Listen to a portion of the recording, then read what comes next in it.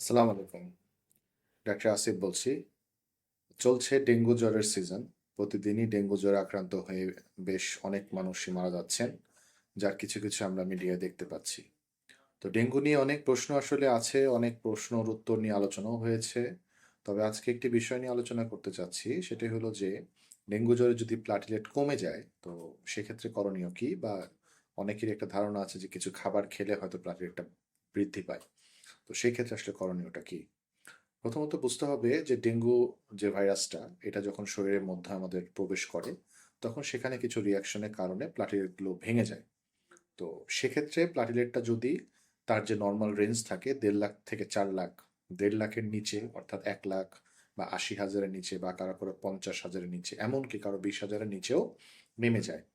তো সেক্ষেত্রে আসলে অনেকেই আহ, হয়তোবা সাজেশন দিয়ে থাকেন যে আহ, পেঁপে পাতার রস বা পেঁপে পাতা, হ্যাঁ, বা হচ্ছে ডালিম, মিষ্টি কুমড়া এই ধরনের খাবার বা আমলকি এই ধরনের খাবারগুলো খেলে প্লাটিলেট অনেক দ্রুত বৃদ্ধি পায়। আসলে এটির সপক্ষে কোনো স্ট্রং কোনো এভিডেন্স আমরা আসলে পাইনি, বা যে সমস্ত গবেষণাগুলো হয়েছে সেগুলো অত্যন্ত দুর্বল গবেষণা। তো আপনারা প্রয়োজন বোধে এগুলো খেতে পারেন, আপনাদের দৈনন্দিন নর্মাল খাবারের সাথে এগুলো আপনারা অবশ্যই খেতে পারেন, তবে সেটি মাত্রাতিরিক্ত না খাওয়াটাই ভালো। অনেকে আবার এই খাবারগুলো খাওয়া শুরু করলে অতিরিক্ত খেয়ে ফেলেন, যার কারণে এগুলোর কারণে তার কিছু হজমজনিত সমস্যা হতে পারে, বা এদের থেকেও তার অতিরিক্ত গ্যাস্ট্রিকের সমস্যা হতে পারে।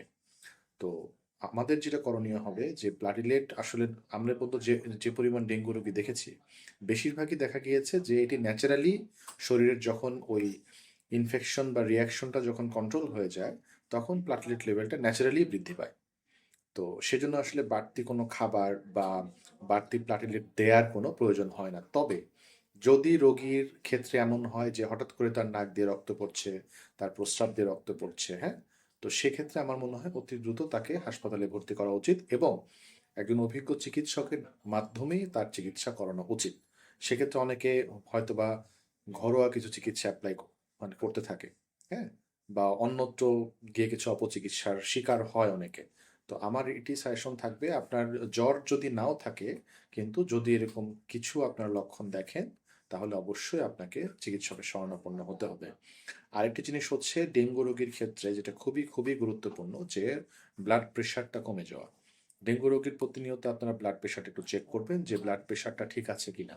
হ্যাঁ, যদি ব্লাড প্রেশারটা একেবারে উপরেরটা দেখা গেল যে আপনার 50 বা 60, নিচেরটা হচ্ছে 20 বা 30, এরকম রেঞ্জের মধ্যে যদি নেমে যায় তাহলে কিন্তু এটি একটি অ্যালার্মিং একটি বিষয়। তো তো সেক্ষেত্রে অবশ্যই আপনার রোগীকে হাসপাতালে ভর্তি করতে হবে, সেক্ষেত্রে কিন্তু তাকে আর বাসায় রাখার কোনো সুযোগ নেই। তো আর হচ্ছে তার তাকে প্রচুর পরিমাণে ফ্লুইড খাওয়ানো বা হচ্ছে পানি খাওয়ানো, হ্যাঁ, বা হচ্ছে ওরসালাইন খাওয়ানো, এগুলো আপনারা কন্টিনিউ রাখতে পারেন ঘরোয়া চিকিৎসা হিসেবে। তবে আগের যে পয়েন্টটা বললাম যে নাক মুখ দিয়ে রক্ত আসা বা প্রস্রাবে রক্ত আসা বা প্রেশারটা অতিরিক্ত নেমে যাওয়া, এই সমস্ত ক্ষেত্রে আপনি ঘরে আর অপেক্ষা না করে আপনার রোগী নিয়ে দ্রুত আপনি হাসপাতালে ভর্তি হয়ে যাবেন। তো সকলের সুস্থতা কামনা করছি। আজকের জন্য এইটুকুই। সবাই ভালো থাকবেন। আসসালামু আলাইকুম।